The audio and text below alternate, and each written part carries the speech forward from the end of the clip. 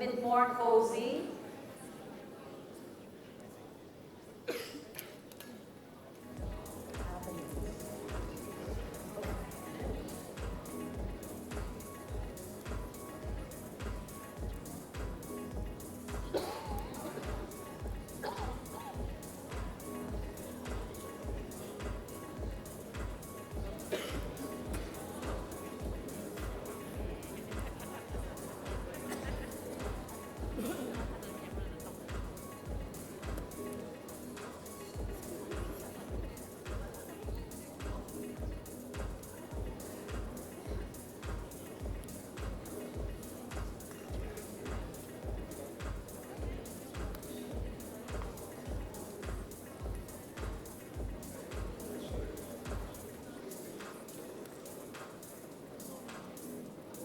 Back, everyone. I hope you had a good tea break. Did you have a good tea break? I did. And now tell me, who did you speak to, Emma? Well, I didn't have a tea break. I had just like a glass of water because I wanted to talk to a lot of people. I spoke to someone from Turkey, and where is she?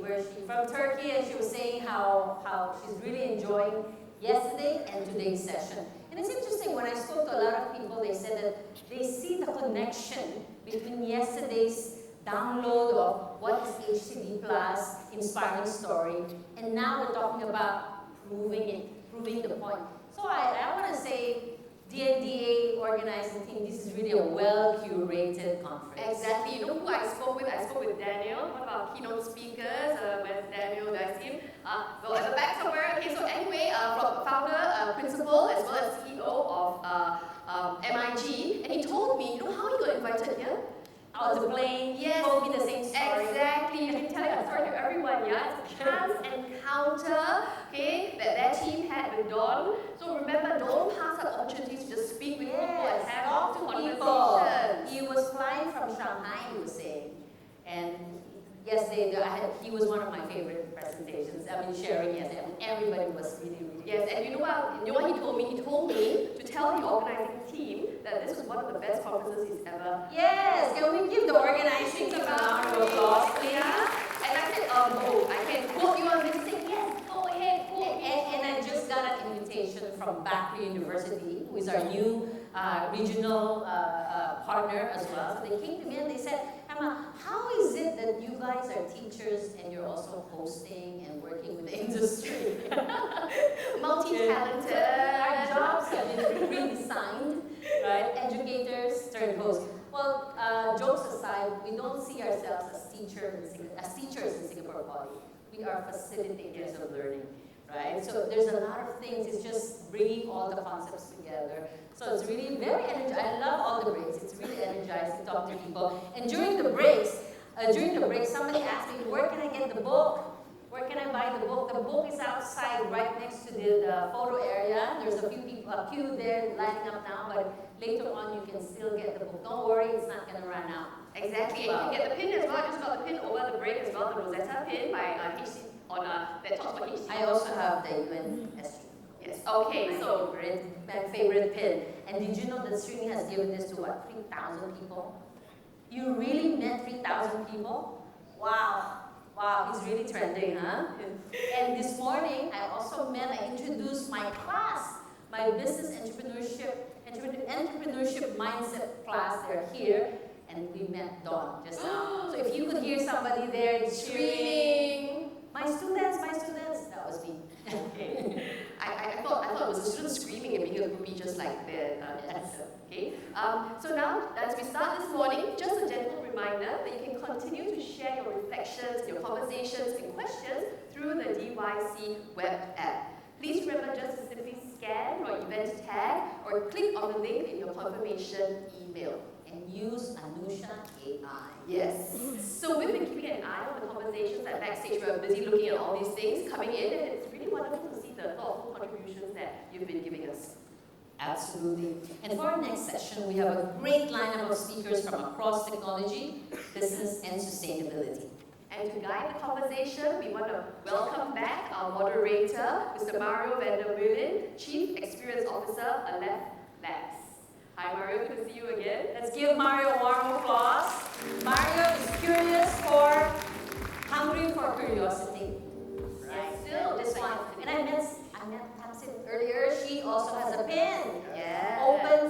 optimism. Okay, this is a great idea, we're going to copy this. And now you have to take it away.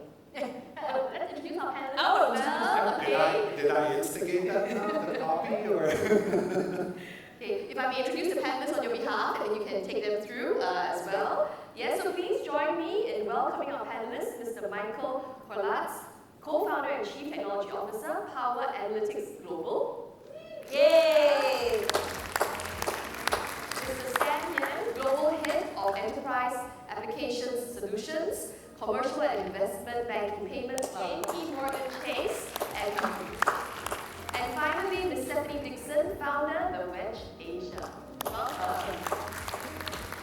So take it away, Mario. Thank you. Good morning, everyone. Who's here yesterday? Show of hands. Thank you for coming back. Who's here day one? Welcome. Welcome. Thank you for joining us. Yesterday we had an amazing panel discussion. I feel now an enormous amount of pressure because this morning was mind-blowing, amazing. There was not 1 week presentation happening. Amazing. And we need to top that, ladies and gentlemen. Quick housekeeping. We really want to hear from you. We're doing this for you. We want this to be meaningful for you. So please submit your questions, or better yet, demonstrate courage. Raise your hand, walk up to the microphone. We're ready for you. We want to hear from you. It could be questions, it could be statements, it could be provocations. Let's do this. Yeah? Let's get this going. Stephanie, ladies first. Can I ask you for a short introduction? Absolutely. So hi everyone, my name is Steph. I'm so happy to be here with all of you. So I started my career in fashion, which was always my dream industry to work in. My life was a little bit like Devil Wears Prada, which I feel like I can say again since the new movie is coming out soon.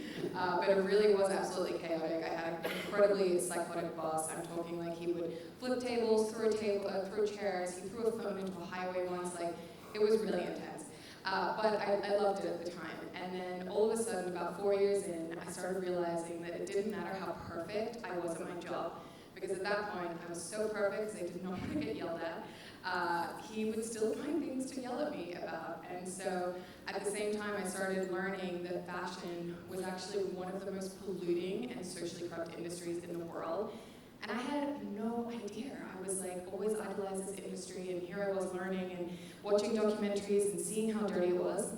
And so I decided to quit my job, get away from the crazy boss, and start to be part of the solution instead of the problem. And so I started a company called Green is the New Black. It was a sustainability media and events platform. We then launched the Conscious Festival, which was a large-scale event where we ended up growing it to 5,000 people per event, and we expanded to Hong Kong and Paris, and it was really exciting and fun. We made a lot of change. You know, we were talking about sustainability in Singapore in 2015 when no one was talking about it on the consumer level, and it was a really incredible experience. But after every major festival, I burnt out. And what I realized is we don't just have a climate crisis, we also have an internal crisis, and with, especially during COVID period, which was so difficult, especially being a media, events, and sustainability company, I realized that there was a rise of mental health crises, and all of these things are actually deeply connected to what is happening, the destruction that we're seeing in the planet. And so I ended up managing to sell my company because I kept burning out and I knew that something was misaligned. And now I'm dedicating my time to really understanding the inner climate and helping people to realize the connection between climate change and what's happening externally to internally, both as individuals and also company team structures. So that's really the inside out journey that I'm focused on now. And yeah, that's my two minutes. There you go. Thank you, Steph. Michael, over to you. Thank you. Good morning, everybody. My name is Michael Talars. I am the co-founder and CTO of Power Analytics Global. I'm also working with the wonderful team here at DNDA on the Industry AI. And I am certainly not a designer. I have no formal training in design at all. I actually have no formal training in software engineering, yet I found myself thrust into design. And so it's important to have a little bit of context to my history. I started, the first part of my career was 25 years on Wall Street, working as an institutional technology analyst. And it was an amazing job in many ways because I love technology. And in that position, I was able to engage with, collaborate, and challenge with some incredible CEOs and managers throughout some of the most interesting and fascinating technological transitions through our history, in modern history. And I got to watch them design not just products, but design services, design communities, design corporate cultures, right? Turnaround strategies, all of those things, which I can now I understand thanks to Don Norman, that it's not about designing a product or thing necessarily that you touch. It's about more than that. And now, even taking more into account and taking that to the humanity level with HCD+. But once my time on Wall Street, it was time for me to leave, and I wanted to actually do the thing. I wanted to build something. Instead of just talking about it, I wanted to do it. And so what I wanted to focus on was something that was using data, because data was important to me in everything I did. I wanted to help people solve major problems using data. And so as I left, I started to try and figure out what that was. And I found a partner of mine, a good friend. We found a company that was focused on data that needed our help. And so we refounded it, if you will.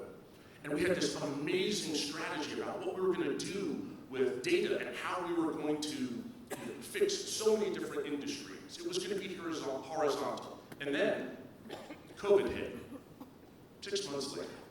And so our pivot needed a pivot. So what did we do? It was clear to us that there was not going to be any business that was going to be done anytime soon unless we figured this out. And it was clear that we saw there was not a lot of information moving freely to help humans, to help them feel safe, to get tested. It was terrible. There was a terrible situation. And this was early on. We didn't even know. We didn't have a lot of information. So we had the crazy idea, though, never having been in the healthcare business either, that we were going to fix this problem. And so we found some partners. We came up with a design, an idea of a system. That the idea of that system was not just testing, but a safety management platform, so that we could help schools, we could help companies, we could help all different constituents, municipalities, right? Help them feel safe in the best way possible and get them back to a normal life. That was the original goal. And so how did we do this? When we had not done any of this before, we gave it away for free. We had the opportunity, we worked with a South Korean company, we found some testing equipment, and we started doing it. And we could only do it, we were, in some ways, we were forced to follow, and I had none of this, we were forced to follow some of these design principles because we had to work fast, we had to iterate fast, we didn't have a choice.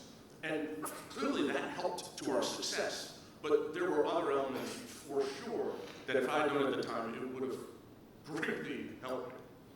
And this goes along with the whole idea of you run into roadblocks, you hit failures, but you learn and you keep going. And so we did that. And the concept started with testing, and it started for free, and it started in lower served, multicultural, multilingual municipalities, and it was really amazing and difficult, and we would fail. And we talk about iterate, and for me, my personal element of this was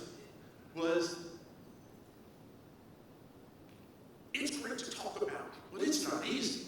Because if you're a hard worker and you have a lot of pride in your design and you put it out to test and it is terrible, that's not easy. But guess what? You can't fail.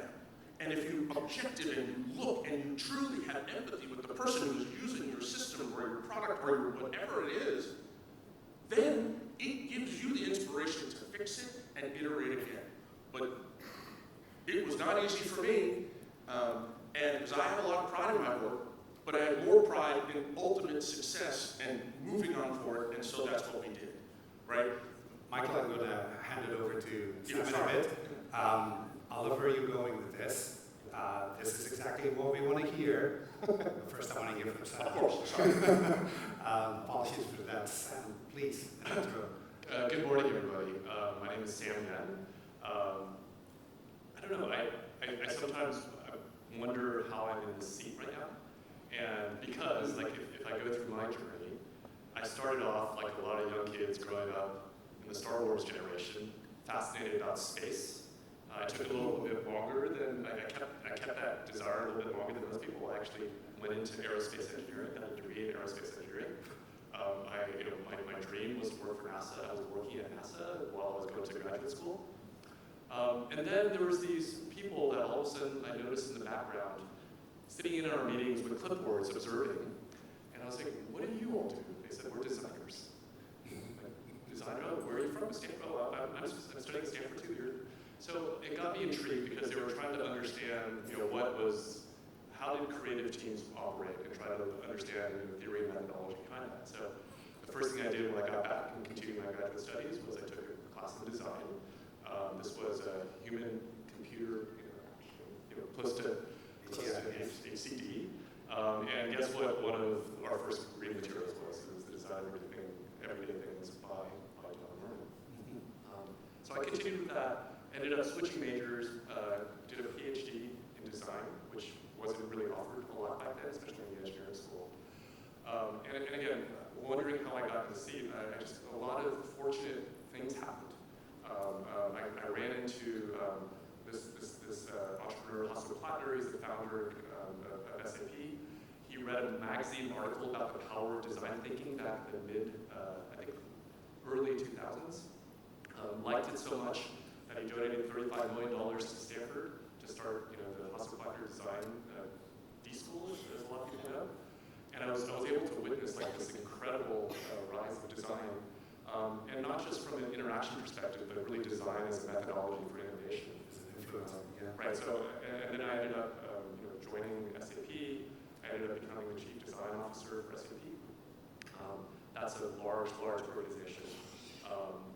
My first task was to redesign the user experience. Was just 300,000 screens. That was an effort that started. I took about 6 years. It continued for about 10 years after I left, and I think they're finally there right now. And then I joined JP Morgan, which is another huge organization. SAP was 100,000 people. JP Morgan was 350,000 people. And again, I found myself in the role of taking these design thinking concepts. And trying to figure out how do you drive innovation in such a large scale. So again, I somehow found myself in the role of chief innovation officer for one of the lines of business at JP Morgan. And I guess the message for this, or my niche here, is I think I have a specialty in trying to figure out how to drive these simple concepts, these common sense concepts of HCD in very, very large scale organizations. But this plus totally changes the game, right? It was hard enough to drive human-centered design in a large organization. It's time to take that to humanity. And one of the frameworks that I found helpful in driving design in large-scale organizations, human-centered design, not humanity-centered design, was this notion of a maturity model coming from you are like the lonely soldier, you're tasked with changing a huge organization, what do? And if you're good enough and you're persistent enough, then you get to the point where you get some momentum. But then you're having success in silos. Right? It's happening here, it's happening there, it's happening in different places, but it's still not there yet. Right?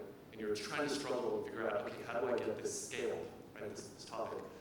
And the next thing I think is the most critical stage, which is instead of you pushing, as good as you are, as persistent as you are, there's this switch from pushing to a pull, right? People are starting to see the value in what you're doing.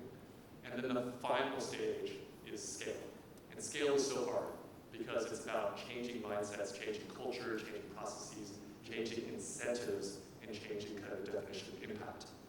And I find that I don't have an answer for how how do we get to that plus from human-centered design to humanity-centered design. But I think that framework will maybe provide a little bit of a guide in terms of the work that we need to do. Yeah, we touched on that yesterday as well. Like the plus is that next unknown. And it's difficult for us to give answers to, but I do know I want to be on that journey, and I want to go and find out. Thank you all three for your introductions.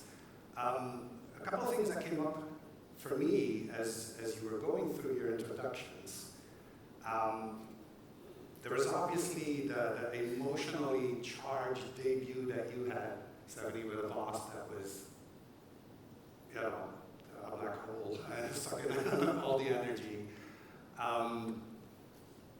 It brought back some of my own stories, and you're going to be facing that in this industry because a lot of people approach our discipline from a very opinionated perspective, and you're going to have to work your way through, around, under, or over that. And that's where I liked your connect, where you go from, instead of pushing and doing that same energy, push back with the same intent, maybe you pull them in. And I'd like to have your reaction on that. Like, what are efforts that you did that you feel, and it's an open question for all three of you, what did you feel you did to bring someone in rather than just argue them to a point of, you know, capitulation, which we typically tend to do? Is IKEA a thing here in this part of the world? Yes, no? Yes? IKEA, the store?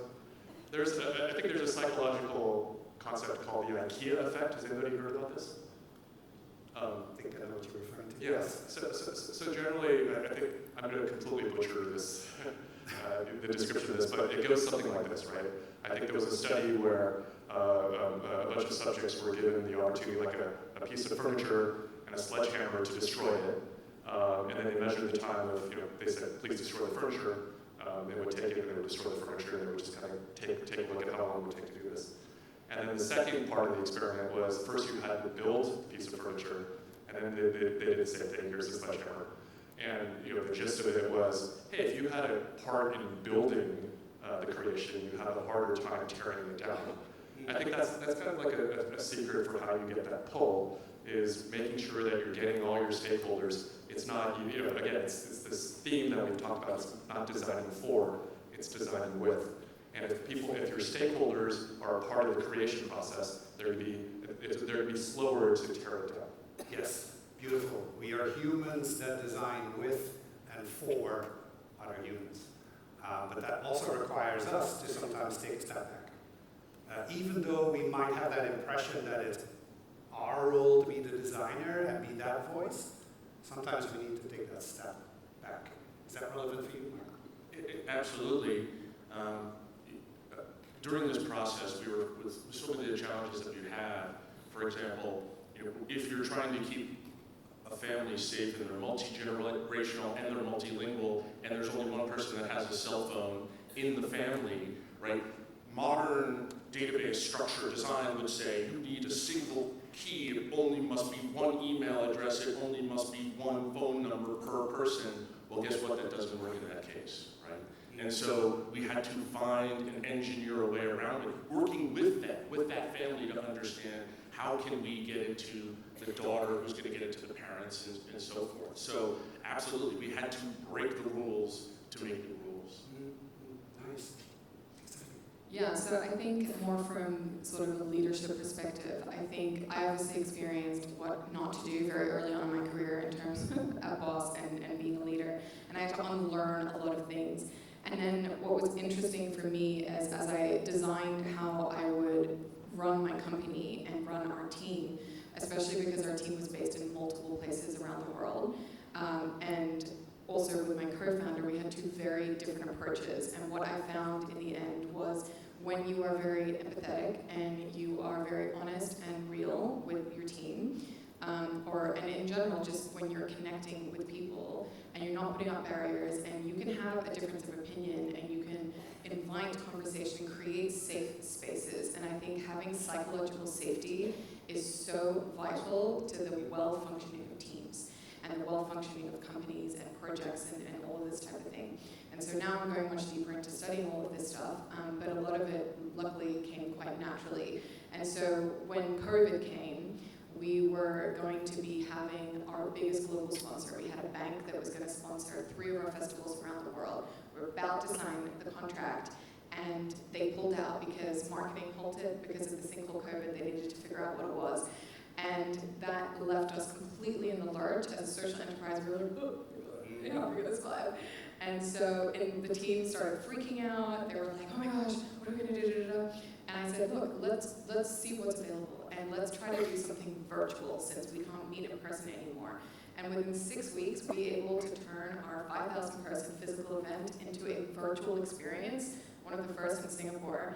And that took so much rallying with the team, so much thinking of how are we actually going to make this feel like we are connecting with other humans through screens, which back then, this was before people were in Zoom. I mean, this is very, very early of the pandemic.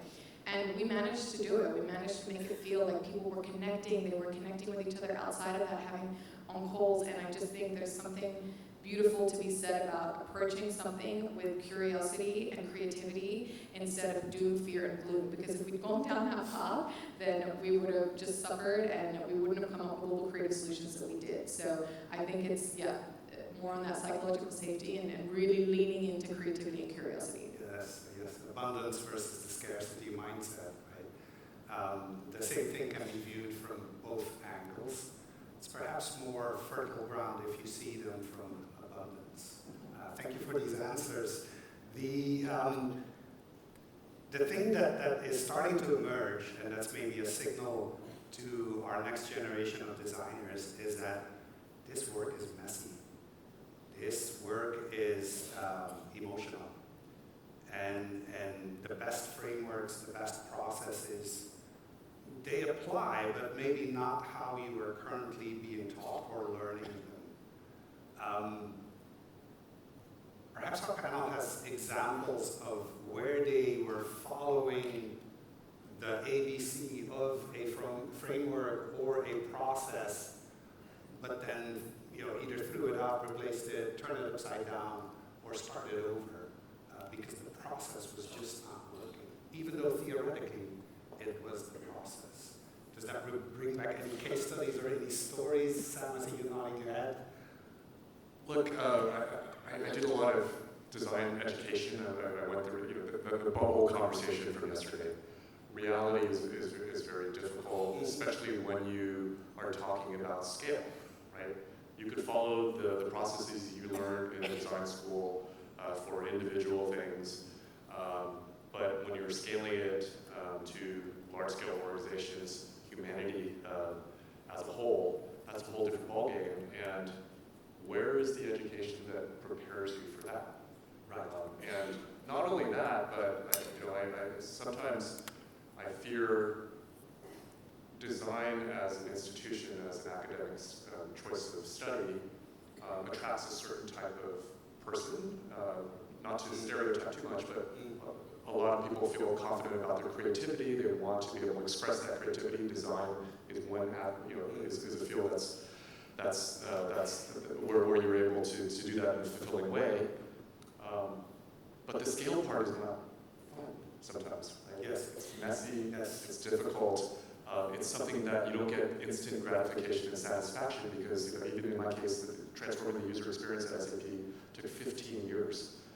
So that's a different type of mindset. That's a different type of drive that somebody needs to have. And I question where do we teach that? Yeah, different kind of confidence too, because you'll often be asked to justify your recommendation when there's no proof that it's actually the recommendation to give, but there is enough grounded confidence that it could be. And I noticed this morning we had in our keynotes that call out that solutions are overrated, and I love that. Personally, as a designer myself, and you can check this with my clients, I do not sell them solutions, but I do offer them possibilities. or responses to something that they want to address. I believe it was yesterday as well that it got called out that if you feel you have solved something, design stops and design breaks. So that's not a good idea either. How does this resonate with our panel members? Solutions are not to be offered. I fully agree, and I would pose it in a slightly different way, because if when you're working with a stakeholder and you're trying to work together to design a solution to a problem, getting everybody to buy into the process together, the logic as to the why and the how, together we are going to do this and getting buy-in, allows everybody to be part of that iterative process, and it's less about being right or wrong in the end. And it puts you together in a collaborative way to get to a place that is a success, and then not be done with it, but a place that can improve from there. Can be learned from. It's an ongoing thing, it's a living, breathing thing. And it seems like that might be a very important ingredient we need to get that plus really going. Right. I've often spoken about this with my own designers. You are not in a race. There is no finish line in design. Design is never done. What you deliver today is going to be next month's design brief to improve on. Does that make sense? Can I see a show of hands? Does that make sense for you? That's landing. Nice. Stephanie, I was jumping in there. You wanted to react. Yeah, no, I think it's so true, and I think two things sort of come to mind when you talk about that. One, of course, is like the Apple phone, for example, and I was just building on what you were saying. It's like when it comes out, they're already thinking of all the things that are wrong with it and how they can make things better, and it's just this constant, never-ending finish line. And I think that's just how we need to think about things to get to a point where we're, continually pushing boundaries to find bigger solutions and better things. And it was the same when we were designing our festivals. We would design something, put everything we had into it, and then at the end there would be like a million things that I was like, we can do this so much better next time.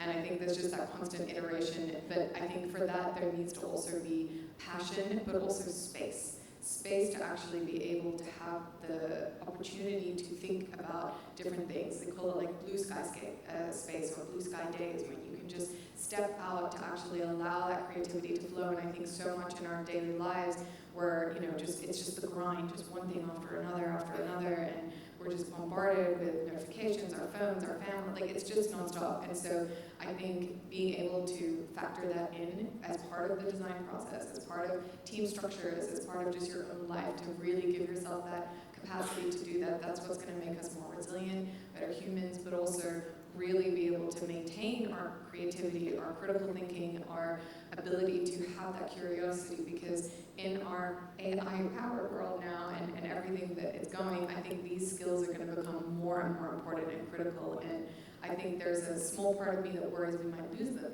because we just get so reliant on AI, and then we kind of forget that we have brains or creativity and stuff like that. So I think it's a fine balance we're navigating through right now. Yeah, nice. Audience, I want to hear from you. I have one question in my list that feels scarce. Let's go. Who has the card? Yes, thank you. Thank you very much. Yeah, I kind of have a question for Sam, but again, for all of you. You mentioned the IQ effect, getting people involved in the process so that they're more invested and they protect it, and they care about it more. But getting stakeholders involved is kind of like a double-edged knife, depending on who you let to be in the room and what powers you give them, and what is the different relationships and dynamics, the discussions and the design process can go to many different directions.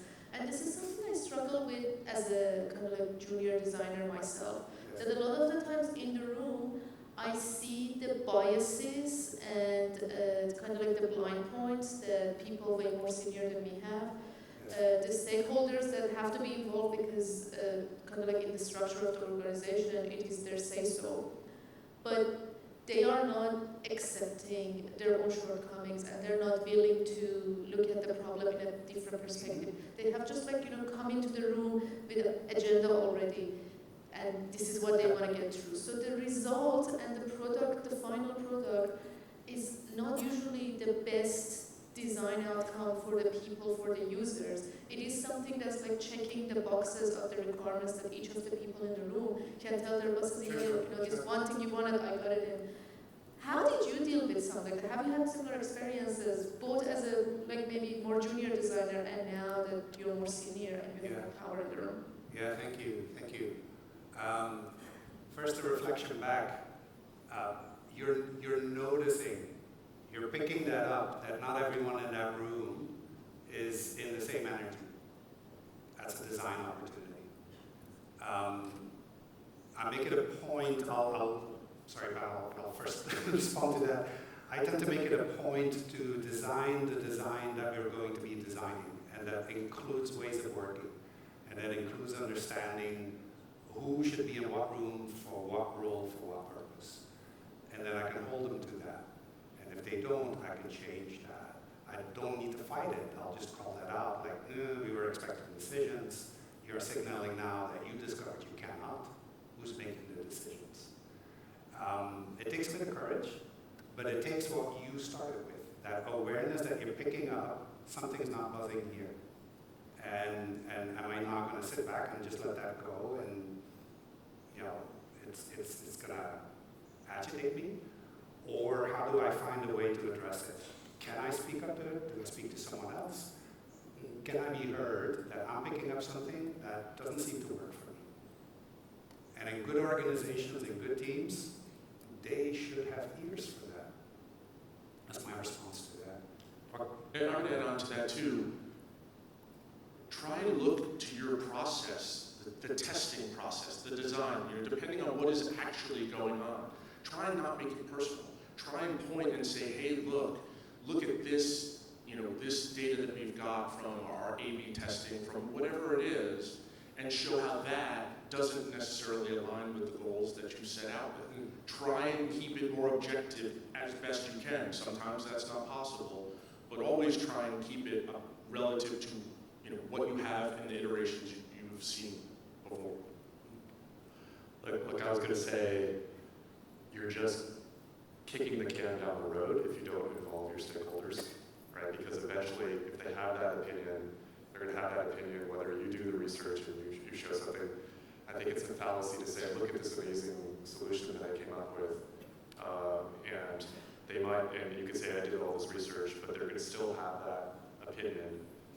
And it's better to find out very, very early what you have, what you're working against maybe, and what you have to overcome, because that's just part of the process. If you want your great ideas, the input of the clients to actually come through. One of the most shocking things that I had the courage to do once, we were in this was SAP, this was a developer conference, and the customers hated the SAP user experience. And I couldn't get that across by myself.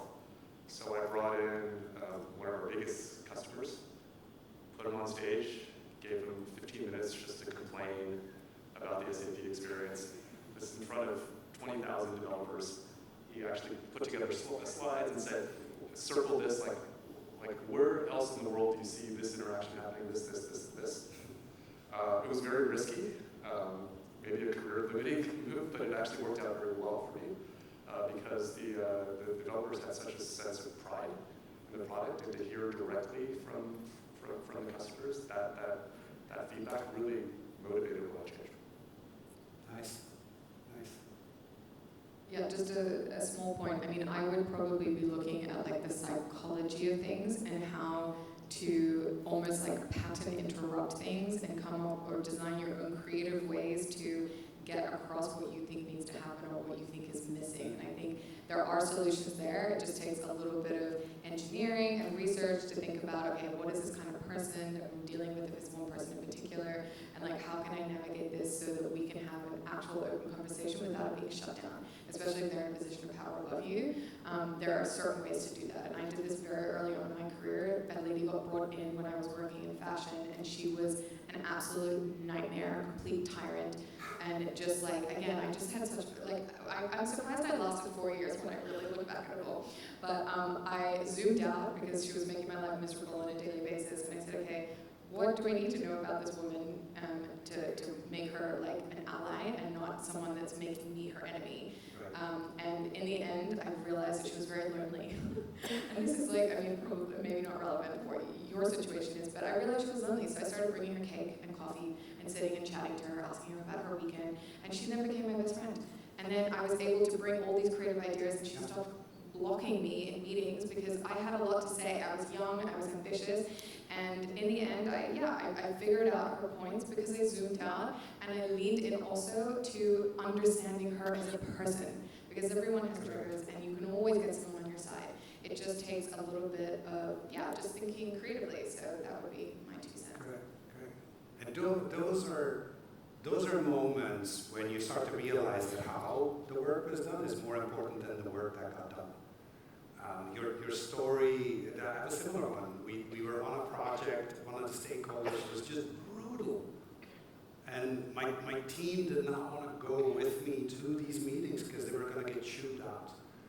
And so they looked at me like, the bully, go get him. Now, I didn't want to do that in front of his peers, so can I meet you for coffee just before the meeting? And then I used his language back, like how do I avoid that? I feel like I come out of a shredder every time you open your mouth. And I was ready for a fight. And what he responded, I was not prepared for. So I had like 15 stories in my head. He says this and that. He told me, I am just trying to help. I'm like, okay, I need to help you help me because this ain't happening. And that's where we started. He became our biggest ally. He started to speak on behalf of us to his colleagues in his way, which was brutal. But he was our ally. So those are opportunities, those are interactions, and if they're interactions, they can be designed. And that's our realm. Thank you for that question. I have a great question coming up. Yep. Okay, there's more questions. This is the question row, I see. Inspired. Yeah, neighbors are inspiring each other. Go for it. So I think it's a good segue from people and processes. I'm a product guy, and this is more like a question and a task to all of you, all 4 of you. How are you persuading your organization to come up with new North Stars, which is beyond CAC, daily active users, monthly active users? We know that these are all monetization metrics. But when we talk in the context of HCD+, what are those North Star metrics that you think will be the new North Stars? If you already have one, would love to hear what are the thought processes and what you envision going further, because as designers, it comes very naturally to us to go beyond these metrics and look about the users or the people that we serve. That's the wish. Reactions. Oh, can you Rephrase. Yeah, can you rephrase? So I'm asking that we're all working on particular North Stars for your company, North Star Matrix, which is a guiding force for your organization to capture or let's say acquire new customers. How in this context of HCD Plus, you think the new North Stars that you envision for your products and organizations? Yes. Which could be monetized as well. Which could be monetized. Bar keeps raising, right? So once we have a vision in place, how do we push the vision further now that HCD Plus is on our minds? And what could be our approaches for that?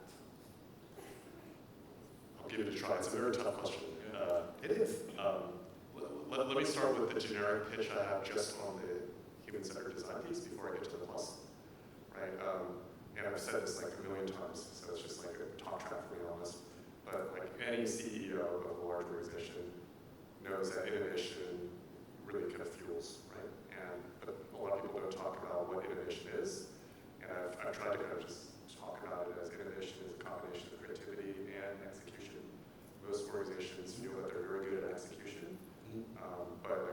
quite honestly, they believe it is creativity type execution, but when there's no processes for creativity, and that's what, and like if you think of execution as the ability to solve problems, creativity is really the ability to find problems to solve, and problem finding. Yes. And that's exactly why human-centered design comes into play.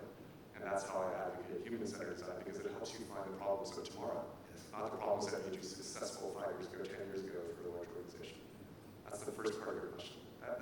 That's gotten me this far in our career. The next part, that's why I said the plus, it just becomes so much more difficult, right? How do you balance profit and humanity, right? And I think maybe the answer is in the fact that it has to be a balance, at least in corporate organizations.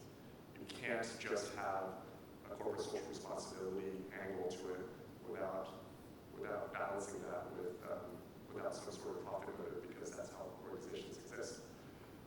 You may like or dislike organizations, but if you're talking about change at a global scale, what other options do you have, right? You have government, you have large corporations, you have NGOs. You have to kind of play within that sphere. So if you're talking in the corporate world, you have to figure out some sort of balance with profit. I don't have a great answer. And Simon gave us this morning a new line of thoughts on how we can think about how money moves. So there are, again, if we see that then from abundance, we see more possibility than if we see it from what we just know worked in the past that doesn't work anymore today. And I think there's several keys in the talk that Simon gave today. Well, one, which I think this is really interesting, because when you talk about profit, it's just profit. It's revenues minus expenses, right? And that's it. And what we need is the quantitative adjustment both up and down to the profit that we can see, right, and understand the benefit or the detriment that we get by behaving badly or by behaving good. But the other element that he said today, which really resonated with me, is that there's this massive change going on in spending, right? That's going from boomers to millennials to Gen Z. And that customer group really, really cares. They really care. So the companies, and they are willing to move from one name brand to another based on how they act. And so those corporations, they need to understand that to be relevant tomorrow or next week or next year, they need to include this, right? So the question is, well, part of that, how do you do that? Well, let's break the plus, let's break humanity down into some things. What's it doing? It's eating local, it's reusable elements. All of these are different, smaller components that will add up, right, over time. But the answer is, if you're the relevant business today, you want to be the relevant business next year, well, you have to know where your customers are going. I think also a couple of interesting things from the more sustainability perspective. I think when companies are actually deeply prioritizing this, what they have for a long time, they do end up seeing, yes, there is an upfront cost, of course, to investing in new technologies, to making things more sustainable. But over time, that becomes way more efficient. And when they reach those efficiency points, they're actually saving a lot more money. And they've done the pre-investment of things that are already coming in terms of legislation around like reporting and all these different things that are happening. And so it is like, yes, costly in the end, but then they end up winning towards the end because they are ahead of competitors. They figured out the efficiencies already, and it ends up actually saving a lot of money. And another really interesting trend that especially came out during Climate Week in New York recently is that a lot of CFOs, so Chief Financial Officers, and Chief Sustainability Officer roles are now actually merging, which is so fascinating. And I felt like this was such a huge win because now they realize that sustainability and money are like completely interlinked. And it is about cost savings, and you need the financial understanding, but also the sustainability expertise. And I think this is actually a very exciting time as we move forward in this space. What came to mind for me was still building on possibilities. And in a recent attempt to bring this closer to HCD plus, not just HCD, I've started signaling to my client, now, all these changes that you're doing in your program, how are you going to communicate it back? How is that ecosystem that is currently existing still going to feel ownership for you having changed that? Have you thought about that? And it's typically not on their radar because they're so fixed on, I need to do X, Y, Z up until here. And they don't understand the cause and effect of everything. And it's a very beautiful role of ours to be just curious and come out of curiosity. Like, I see possibilities here. Have you considered that? At least for me, that has helped to start to push it a bit beyond, is this usable, right? Can I add another thought to that? Go ahead. If you allow me to be optimistic, right? Companies aren't just entities at the end of the day, right? They're comprised of people, humans. The CEO is a human, right? The employees that work for the CEO are humans. They also want to do well for the world. Again, in the context of it is an operating business, and there's fiduciary responsibility. But I look at the company I'm in right now, JP Chase. I think we committed $2.5 trillion in 10 years, over 10 years, to sustainable development and the UN goals in short. That might not seem a lot for a company that moves $10 trillion of money every single day. But I just learned that we were looking for sustainability from the previous speaker, $5 trillion a year. So 2.5 trillion over 10 years from just one large corporate company is nothing either. And I think if you break down that $2.5 trillion commitment, it's all based on things which are exactly what I'm talking about. It's profitability and humanity together. Yeah, nice. I was going to, Go ahead. in fact, Sam's comments right now, I was trying to say, if a company realizes that they're going to lose revenue because customers don't like what they're doing, they might change their CEO on down. So I don't know if JP Morgan Chase realized something and then went more sustainability. I mean, I've seen where sustainability gets, lip service inside companies called greenwashing. And so if consumers come out and say, and I have an example I've been citing to a few people here, the refrigerator company in Wisconsin that sells high-end refrigerators didn't ever plan to reuse any part of it, and for a small leak, the whole big Sub-Zero goes to the trash. And if that has a backlash from the consumer, that's, I think, part of the problem. The consumer is not speaking up or complaining loud enough. We also have a model where we leave it to the consumer to solve the problem. You need to recycle. You need to reuse. That's incredibly arrogant. Sorry for corporations in the room. It's incredibly arrogant to create the problem and ask someone else to solve it on your behalf. We can do better. We deserve better. I mean, there's a company that's going to be, nobody's going to buy business from them for the next month because of some reason. I mean, if that were driven by a sustainability goal or the fact that they're a bad actor in saving the world. Yeah, it's our power to signal back that this company needs to do better, different. Yeah, I think in the example that I was saying, there are a couple things that JP Morgan have launched which allow the power of the consumer to vote with their money. So some of the ESG funds that is that the money, right, are opportunities for that. I wrote this down. I'm not aware of this, but I was just doing research on my own company. JP Morgan set up something called the Development Finance Institute. There's part of JP Morgan that picks the wealthiest people in the world, some of the wealthiest people in the world, despite pros and cons of what you might think about that, do want to invest and leave money in specifically ESG types of investments. So there's a whole group that relies on them. But I'm going to go back to, at the end of the day, I think it's the leader of actually has the say in the humanity and the leader. And in our case, he is somebody that's been the longest banking CEO, I think, in the world. And these are some of the things that he needs to leave his legacy. Leadership does go a long way, but we can all be leaders in our own expression, in our own voice. It's not title bound. Your mindset as a designer, there's a difference between experience and expertise. You can have a mindset of an expert minus the experience of having done it. It's an approach for it which will help break open these conversations. I'm noticing time.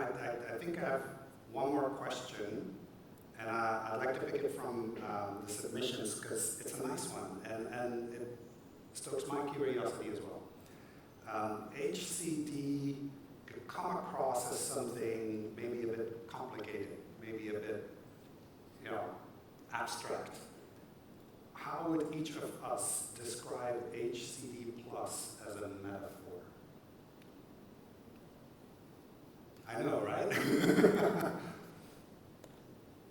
Really making our brains think right now.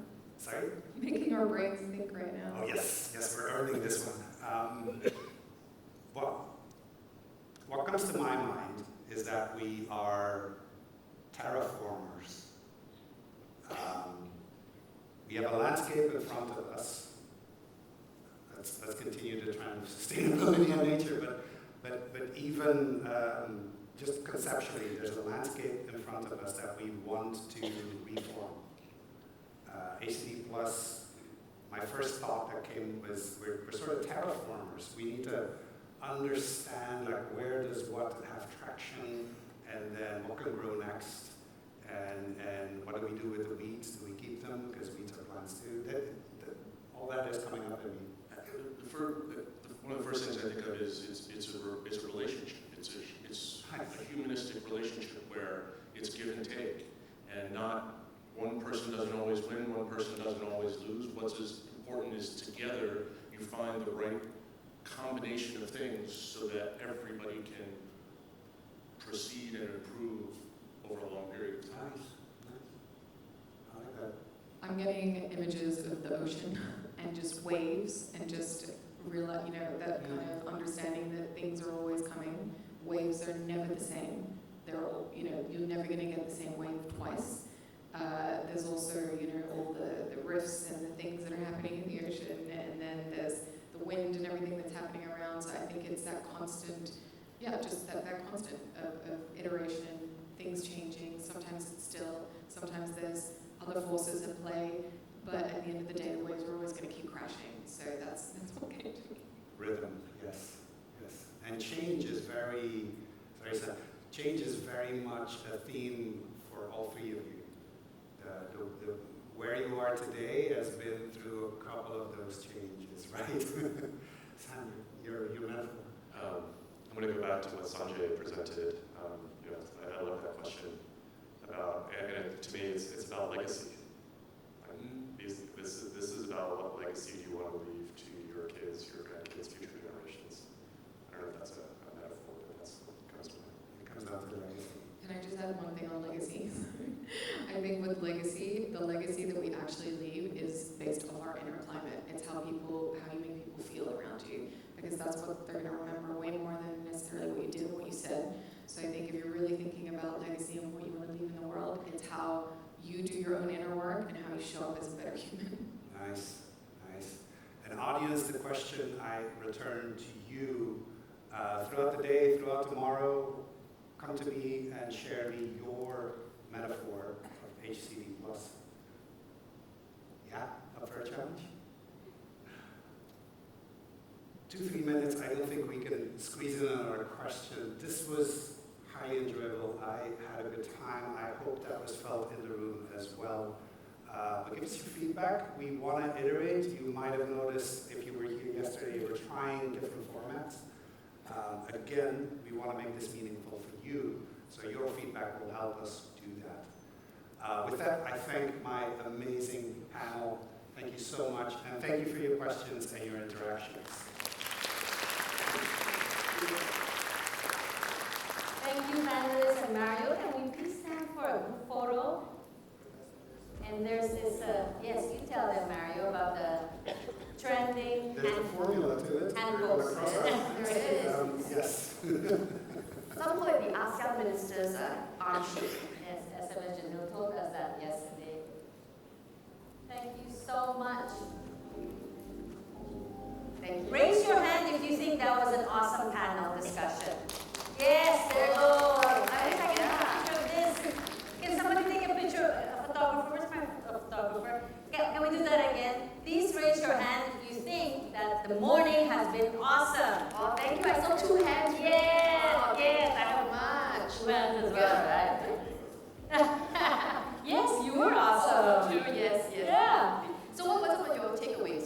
Well, to me, what surfaced powerfully is that we design with humans, not for humans. I love that. This message has been resonating and has been brought up many times over the last 2 days. That's what humanity-centered design, right? Yes. And I really like the fact that, we don't see the people as the hurdles, because really, our speakers were talking, right, about how in the company, in the company, the CEO is a human, the frontline workers are human, we are all humans. And I think the idea that we are really just all trying to do our best, we're all trying to do some good, we're not hurdles for each other. Yes, and the mandate is be bold. Question the rules. Dawn said it yesterday, that policymakers must be change makers. And in order for them to become change makers, they must design the policies. The problem is they just make up policies, they write it, and it's not well designed for the people. Because policies can only sustain when created for those who live within our communities. And that brings us to the point about creative confidence, right? That really resonated with me when Mario talked about creative confidence, because that's what we really try to inbuild into our students as well. And the idea about really iterative prototyping.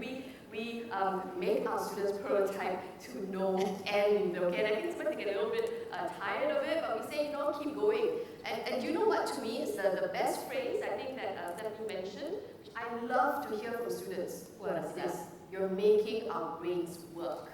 Yes, a testament of great education. I love that solutions are overrated. I like that. Very, very bold. It's not to be offered, it's not the finish line.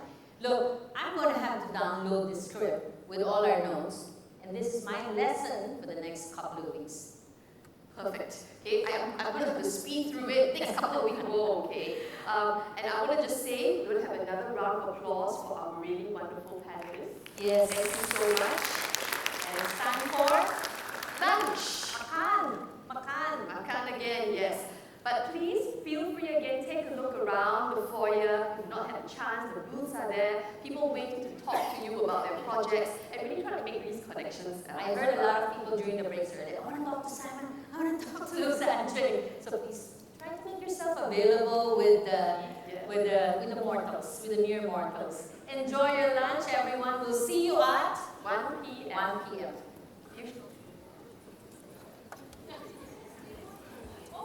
Four of the speakers. The speakers. Can we ask Dawn, Sri, Georgina, and Adrian to come up